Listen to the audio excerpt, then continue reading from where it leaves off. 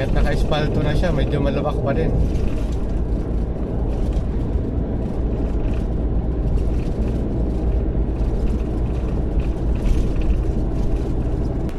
Mga kalakbay, tapos na ako sa kliyente ko sa Roxas Isabela. Ngayon, didiretsuhin ko yung biyahe ko papunta ng Tabuk City, Kalinga, mga kalakbay. Umalis ako ng 2:24 PM dito sa Roxas. Sana makaabot pa ako sa isang kliyente doon. Tuloy lang dito, matagal na tapos, mga kalakbay.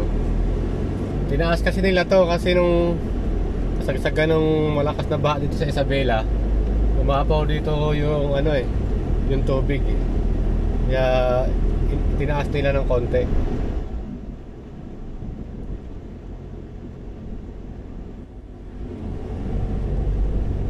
Pero malapit na siguro matapos to.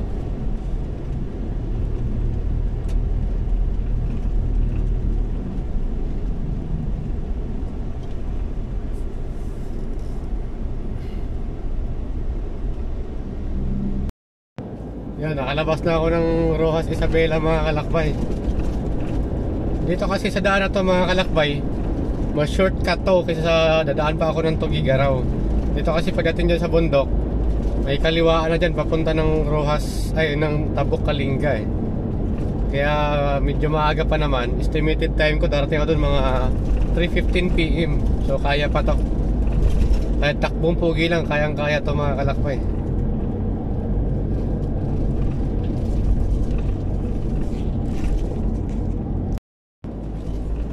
Maganda rin yung daan dito, mga kalakbay. Napakaliwalas din. Puro green ang makikita mo rito. Mga palay, tsaka yung mga puno yan. Sa right side, malawak na palayan to, mga kalakbay. Hektaryang palayan dito. Itong daan na to, shortcut to, mga kalakbay, going to Tugigaraw. Kung galing ka ng Santiago, Isabela, papunta ka ng Tugigaraw, di ka Cagayan, Apari or Kalinga, dito ka na dumaan kung naka-private ka kasi mas mabilis yung biyahe dito. Walang traffic.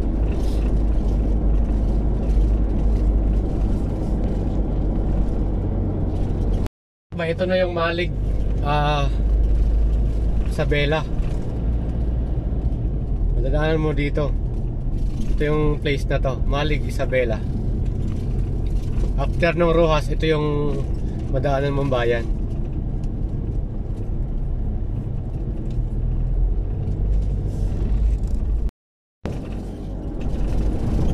Yan, mapansin yung mga kalakbay, ang tuwid ng daan dito, mga kalakbay. Walang ka-traffic.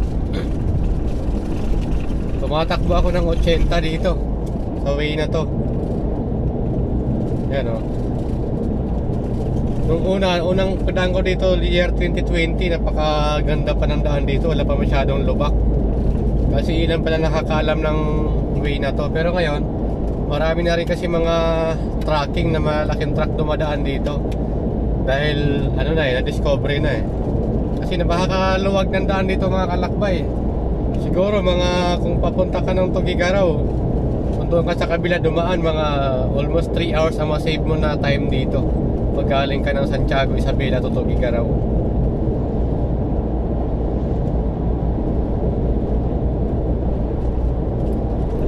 Para ka na nasa expressway dito, mga kalakbay. Ang ganda pa ng view. Left and right, green na green yung mga damo tsaka palay.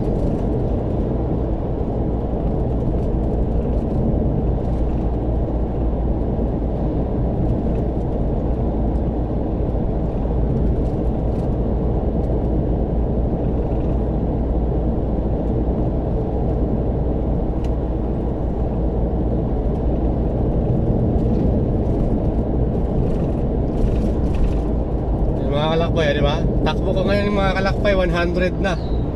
So para ka lang sa expressway talaga rito. Kaya malaking tulong din tong daan na to pagka nagmamadali ka. Kung naka-private ka naman, dito ka na dumaan. Kasi nadaan ka pa ng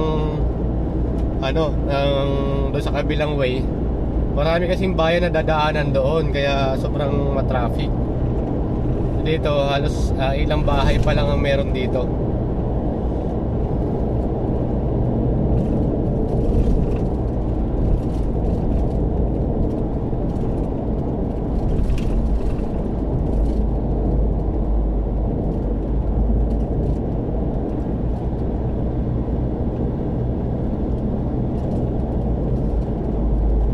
Almost 3 minutes na tayo mga kalakbay sa video na to. Tuwid na tuwid pa rin daan. Ano dito, nakakatuwa, malaking save sa ano to, sa travel. Nga lang, kagaya nito,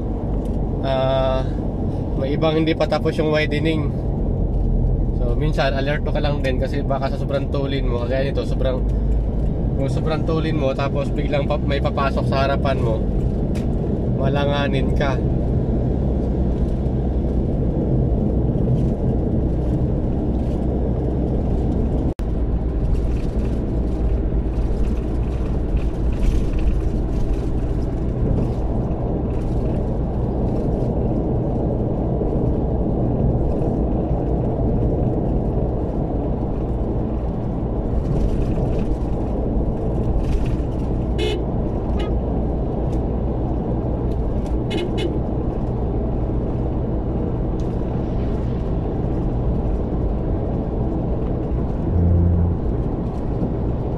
Tabok, so mag-minor na tayo dito dahil baka lumagpas tayo sa sa crossing to Tabok Kalinga.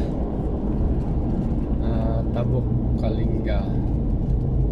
Ito na nga, mabuti na lang napansin natin.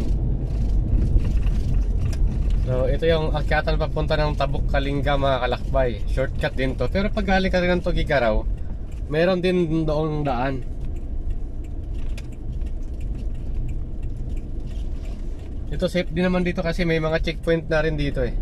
Nakadaan ako dito mga kakalakbay after pandemic. Kasama ko si Pops Gary Dumas.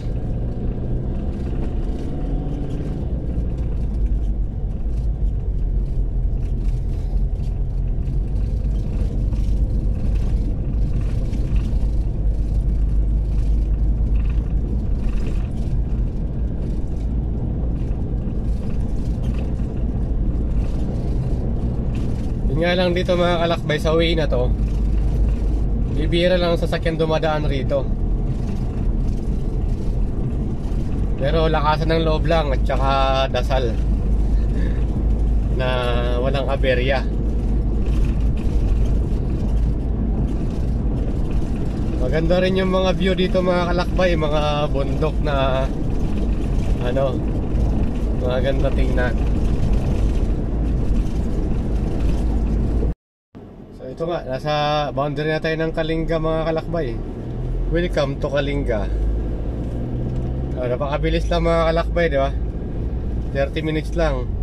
Yung Tabok City, 20 km na lang mula dito mga kalakbay. Pero ito na yung boundary ng ng Kalinga at saka Isabela.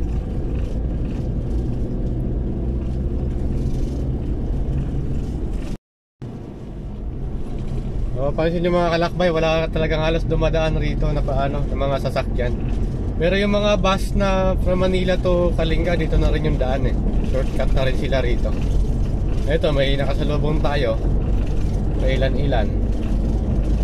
Pero sabi ko sa inyo mga kalakbay, safety rito. Kasi may mga may mga checkpoint na sa iba't ibang parte ng ng daan.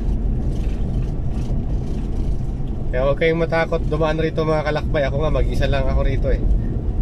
Dumaan ngayon. Wala akong kasama. Tapos anyway, nadaanan ko na kasi to kasi sa ganung pandemic nga. After pandemic pala, sorry. Kagaya nito mga kalakbay after mo ng arko ng Kalinga, dito may checkpoint dito. Ito yung dating quarantine checkpoint. Napakahigpit dito nung year 2020. Tusok ilong kami rito ni Pops Gary Dumas eh. Humingi pa ng bayabas.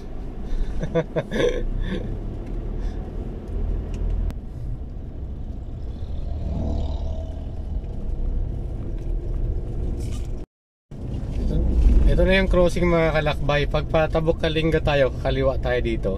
Tapos yung kanan, yun yung going to Tugigaraw.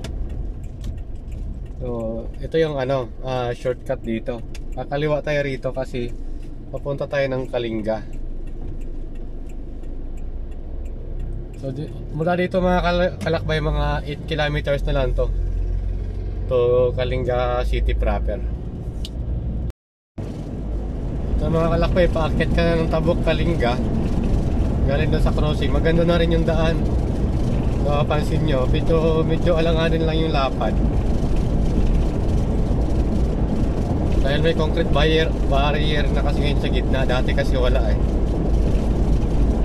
Lagyan nila ngayon kasi siguro madalas yung aksidente na rin dito.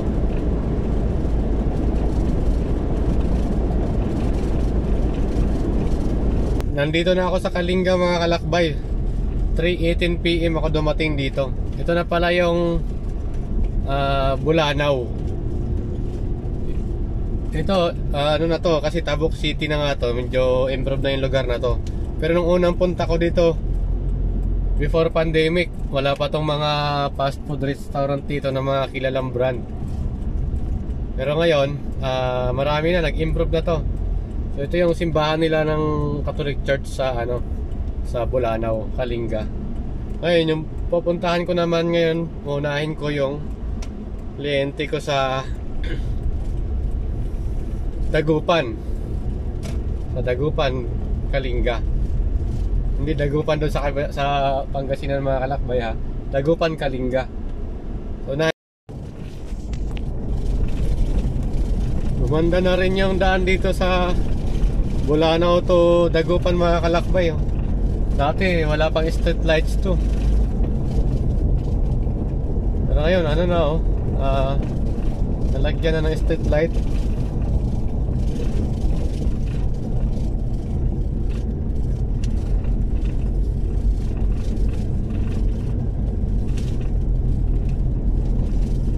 Pero hindi pa talaga gumagana to mga kalakbay. Ongoing pa lang yung paggawa. So paggabi dito maliwanag na to. Dati kasi sobrang dilim pa dito eh. Ito na yung Dagupan, Kalinga. Nandito yung State University nila mga kalakbay sa Dagupan, Kalinga. Tapos yan, ito lang yung pinakabayan nila dito. May mall naman sila dito pero yan, nag-iisa lang yan.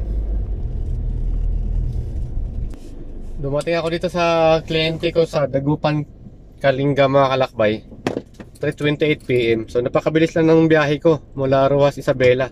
Kaya shortcut talaga yung daan na yun mga kalakbay. Ito yung public market ng Dagupan, Kalinga mga kalakbay. Yan. Iniikot ko para makita nyo lang yung yung lugar na to. Ito yung Dagupan, Kalinga.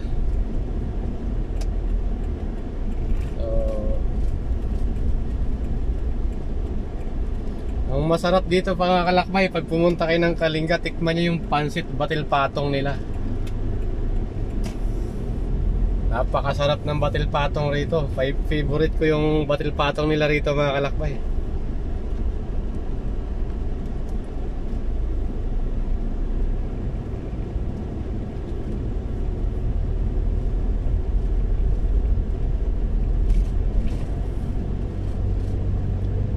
Malawak pa yung area na to mga kalakbay kasi patag yung kapatagan yung lugar na to eh. Ang dinaanan ko lang is yung malapit sa yung pinakabayan lang mismo.